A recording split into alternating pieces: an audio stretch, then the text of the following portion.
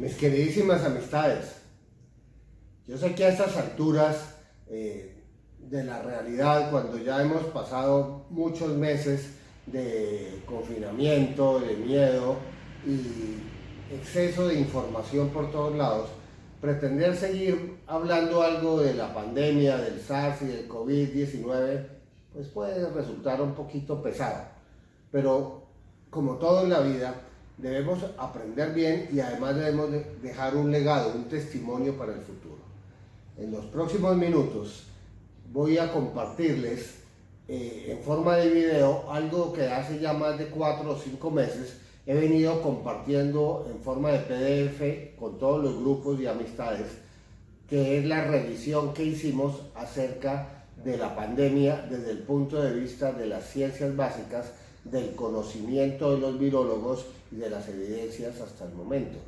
Tengo que agradecer muy especialmente a mi compañero, amigo, casi hermano, maestro, ex rector universitario, profesor universitario, decano de medicina, que me ha estimulado y me ha facilitado muchísimo el material necesario para hacer esta revisión.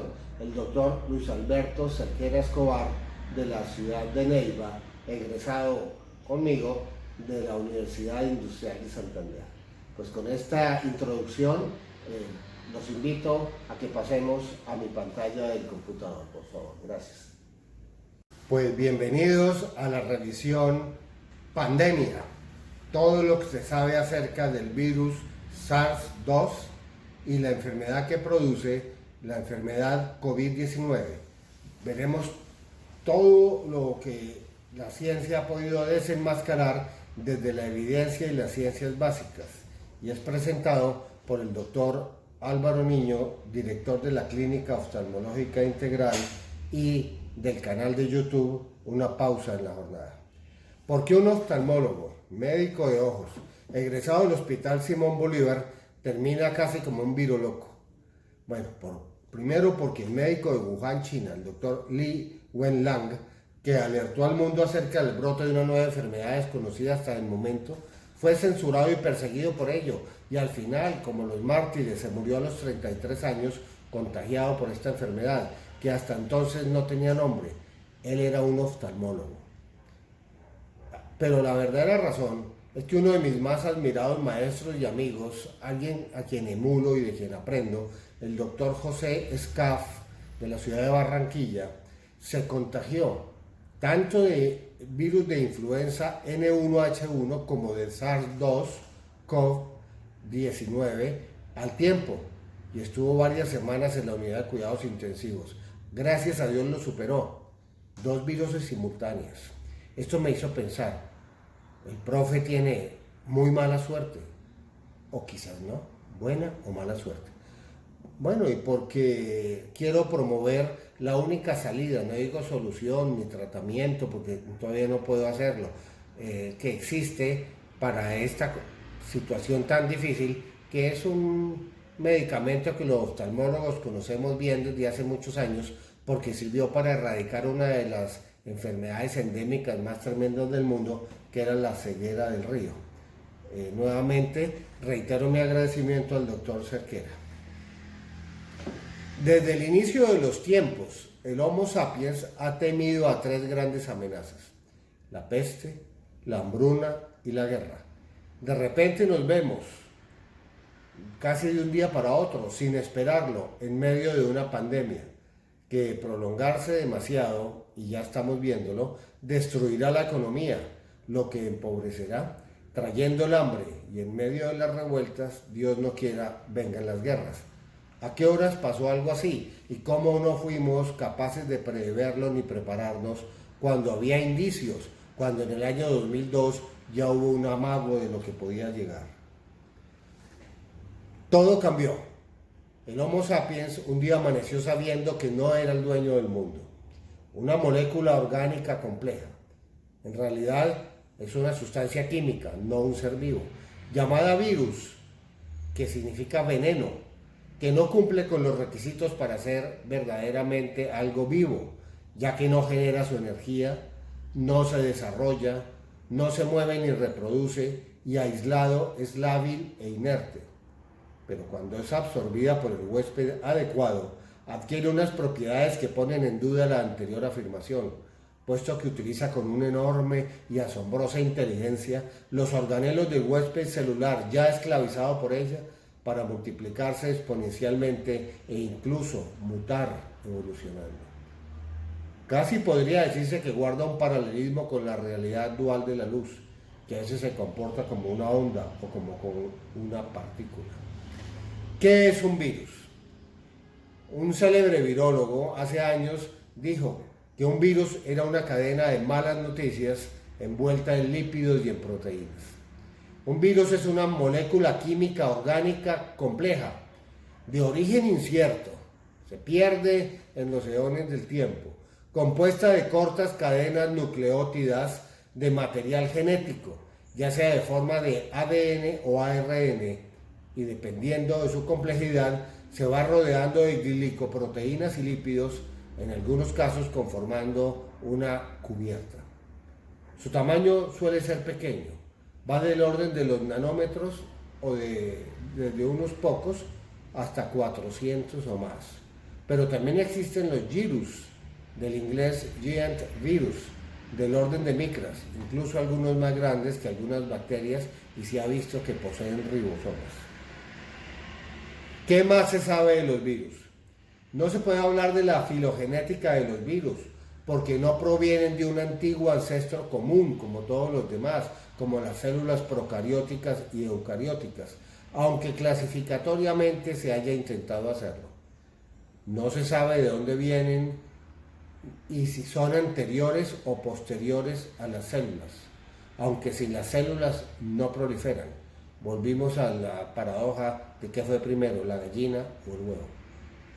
Los virus están muy difundidos en la naturaleza y parasitan hongos, células vegetales, animales terrestres y acuáticos, aves e incluso a otros virus. Su forma y tamaño varía mucho, siendo los más pequeños los llamados simples o no encapsulados, y entre los encapsulados los de formas geométricas o espiculados, como el actual virus SARS-2. Las llamadas mutaciones, que les pueden ser favorables o desfavorables, no dependen de ellos, sino de errores de la transcripción de los ribosomas en la célula huésped parasitada, pero es su forma de evolucionar. ¿Y cómo es el virus de esta pandemia? Es un coronavirus grande, mayor de 200 nanómetros, de una sola cadena de ARN de giro positivo, encapsulado en lipoglicoproteínas, esférico, pero con unas espículas que le otorgan su forma y nombre, cual corona de espinas. ¿Cómo es su genoma viral? Los coronavirus de la familia Coronaviridae constituyen uno de los grupos de virus con el genoma ARN de cadena única más largo que se conoce. La información que contiene el SARS-2, con 11.000 nucleótidos, puede servir para sintetizar al menos 16 proteínas.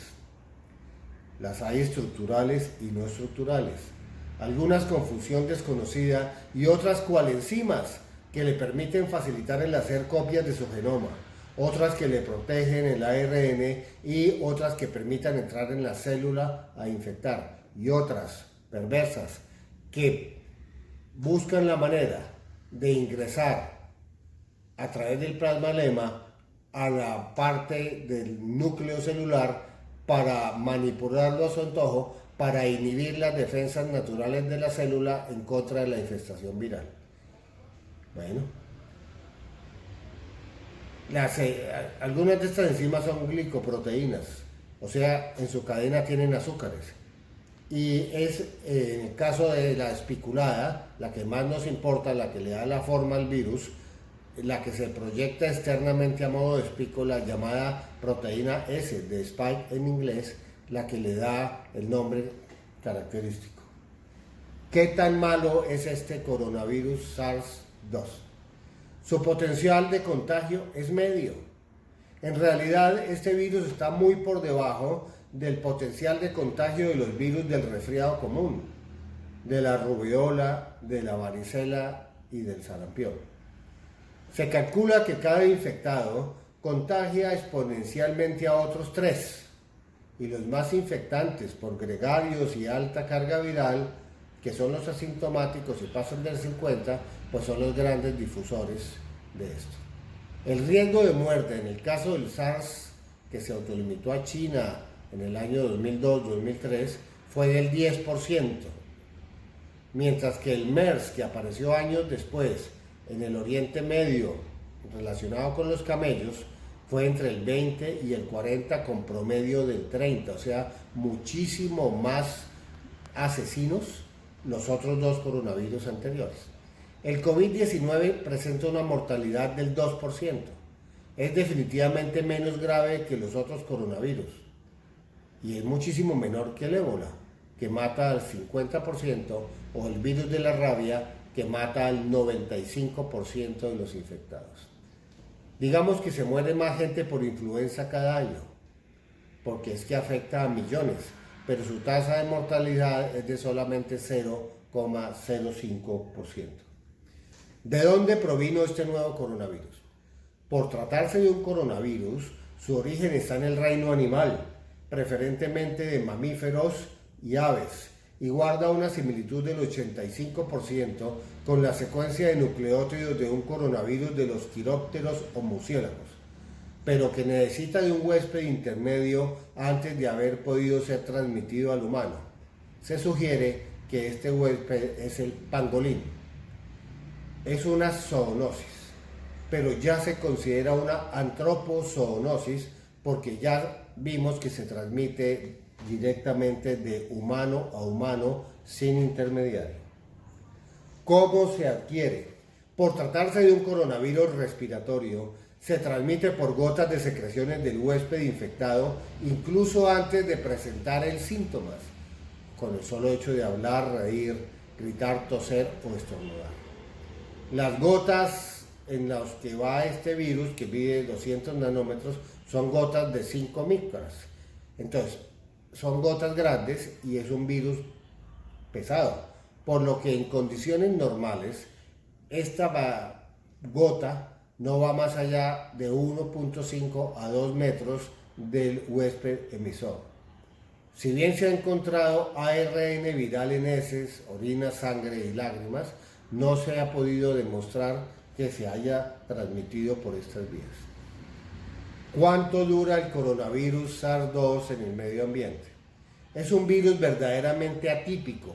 Es lo que ha puesto a pensar a la comunidad científica y lo que ha dado margen a tantas teorías de la catástrofe, porque es un virus que puede mantenerse activo en todos los climas, aunque no puede estar en el aire libre sin un emisor cercano, ni tampoco se transmite por las fuentes de agua, pero él sí puede permanecer infectante desde horas a semanas en los diferentes materiales.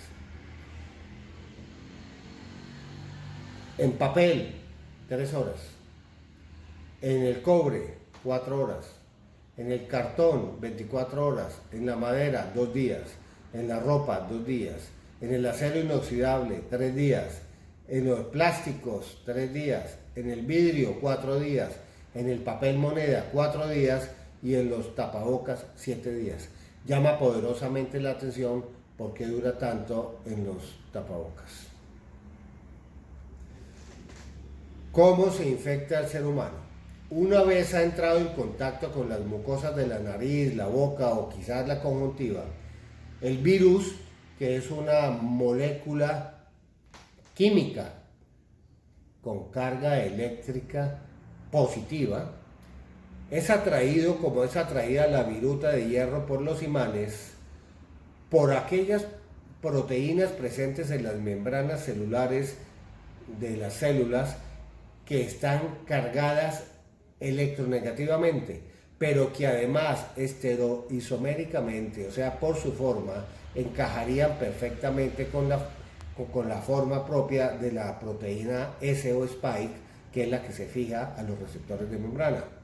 Entonces, Estas células cargadas electronegativamente con receptores de membrana afines a la proteína viral se encuentran en la mucosa nasal y orofaringe, en especial aquellas que tienen en la membrana una enzima denominada ECA2 o enzima convertidora de angiotensina 2, que sería como la cerradura en la que encaja perfectamente esta proteína, que sería la llave viral. Apenas se encuentra el receptor en la célula respiratoria, este virus se aprovecha con una inteligencia no viva, formidable, penetra, parasita, engaña y esclaviza la célula viral. ¿Cómo lo hace? Los coronavirus utilizan las proteínas S, que son las que forman esas espículas o spike, por lo que se llaman S, en su exterior para unirse a una proteína enzimática celular que es la AS2 y quizás a una segunda proteína de membrana que podría ser la CD147. La enzima convertidora de angiotensina 2 transforma la angiotensina 2 en la angiotensina 1,7, que es antiinflamatoria. Está situada en la superficie de las células de las mucosas, en los alvéolos pulmonares, en las arterias, corazón, riñón e intestinos. La angiotensina 2 es proinflamatoria y podría ser un factor importante en la lesión pulmonar en el COVID-19 con función vasoconstrictora y proinflamatoria.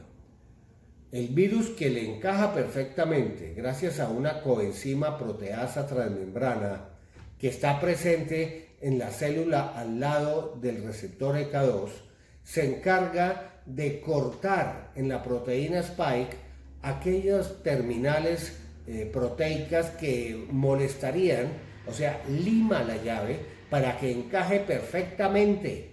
Y una vez que ha logrado el acoplamiento, ese complejo entre el receptor y la proteína ingresa a la célula envueltos en una parte de su propia membrana celular. Bueno, el SARS-2 del 2019 evolucionó y se diferencia del SARS del 2002 porque comprimió las proteínas de unión al receptor, haciéndole más eficiente y por ende más infectante. ¿Cuál es el mecanismo para ingresar a la célula huésped? El virus, que es un gran simulador, tiene un gran parecido estereoisomérico con el del extremo de contacto de la angiotensina en sus espículas características o proteína S o spike. Una vez liberadas de algunos péptidos, como lo vimos, por la enzima proteasa transmembrana que está adyacente al receptor ECA2. Por ello logra engañar a su enzima convertidora en la membrana celular, en la que descorchado ya encaja, y una vez formado establemente el complejo entre el virus y el receptor ECA2 mediante la acción de una coenzima tipo serin proteasa transmembrana que actúa sobre la proteína S, removiéndole algunos aminoácidos para que encaje perfectamente en el receptor ECA y tal vez en el segundo receptor proteico propuesto, traspasen el mosaico fluido de la membrana ingresando envueltos a la célula. Y una vez dentro, ¿qué hace? El dominio S1 ya se ha unido al receptor ECA2 después de haber sido peluqueado. Y el dominio S2 media la fusión. Así activan la coenzima serin proteasa transmembrana adyacente a la ECA2 y por endocitosis son engullidos y juntos se liberan en el citoplasma. Lo primero que pasa es, primero, activa una proteasa de la proteína C viral para liberarse. 2. Secuestra los ribosomas del retículo endoplasmático y los pone a producir millones de copias de sí mismo, agotando las reservas de la célula parasitada. 3. Secuestra las transcriptasas celulares para que ningún otro virus pueda reproducirse allí mismo. Esto es importantísimo para explicar el cuadro clínico de mi profesor Scaff. secuestra las transcriptasas celulares de la célula ya parasitada para que ningún otro virus diferente a él pueda reproducirse en esa misma célula. Entonces se cumple el postulado que una célula solo puede ser infectada por un virus a la vez. 4. Engaña al complejo alfa y beta de las importinas al núcleo para ingresar una proteína inhibitoria de la respuesta inmune, alterando el genoma celular. 5. Aprovecha el sistema excretor del aparato de Golgi de la célula para englobar los nuevos virus replicados. Y 6. Envueltos en la propia membrana celular lipídica del huésped, son liberados al espacio extracelular por exocitosis y salen a parasitar nuevas células que tengan los receptores ECA2. Fíjense ustedes, si esto no se puede llamar inteligencia y planeación estratégica, entonces ¿cómo llamarlo? ¿Cómo reacciona la célula secuestrada? Pues con estrés. Inicialmente se encienden sus sistemas inmunitarios naturales de alarma en respuesta a la lesión.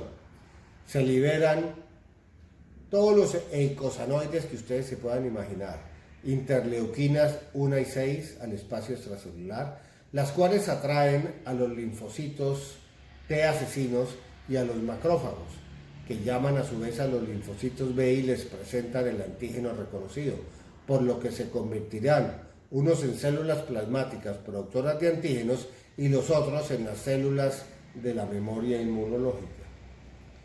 ¿Cómo hace el virus para neutralizar esta respuesta defensiva del huésped que no lo dejaría proliferar como él quiere? Pues de dos maneras. En la primera, inhibe la inmunidad innata antiviral, y la segunda es porque sabe cómo inhibir la inmunidad adquirida antiviral. Con la primera, bloquea la respuesta nuclear inflamatoria de la propia célula, y esta es la manera más perversa de engaño del virus, que se aprovecha del sistema de importinas naturales para llevar información, por ejemplo, desde las membranas celulares por el interferón hasta el núcleo y obtener las respuestas. Ellas parasitan este sistema y se meten al núcleo utilizando los mecanismos naturales, y dentro, con una de sus proteínas no estructurales, bloquea la inmunidad innata antiviral de esa célula, pudiendo hacer y deshacer a su antojo. Y con la inmunidad adquirida, altera la respuesta humoral y celular inflamatoria de la manera más perversa y tramposa que ustedes se puedan imaginar, incluso conformando complejos antígeno-anticuerpo no neutralizantes, pero que sí son fagocitados por los macrófagos para ingresar dentro del macrófago, apoderarse de él y liberar, desencadenando la tormenta de citoquinas. Esto es perverso e implica una inteligencia increíblemente grande. Pero el virus es un astuto y tramposo estratega, como lo hemos visto.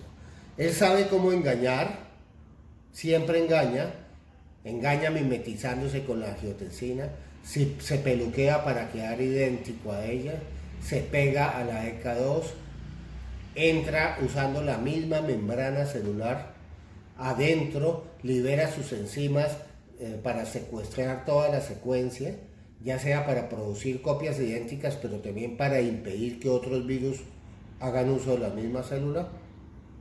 Pero como veíamos en la inhibición de la inmunidad innata, introduce triquiñuelamente, esta vez al núcleo celular, bien protegido por la membrana nuclear bicapa, absolutamente impermeable a lo extraño, con unos poros casi blindados por fuertes complejos proteicos, aprovechándose del mecanismo natural denominado complejo de las importinas de transporte nuclear proteico, convirtiéndola en una de sus armas secretas.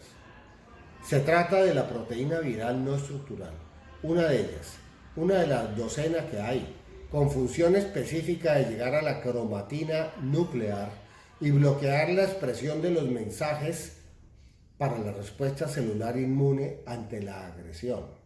Estos mensajes usualmente son mediados por el interferón, y el interferón activa una proteína citoplasmática natural que se pega a las importinas. Las importinas las llevan al interior del núcleo y allí ellas buscan la parte correspondiente de la cromatina relacionada con la activación de la respuesta inmune innata, y la célula solita se defiende, pero en este caso lo engañan y bloquean.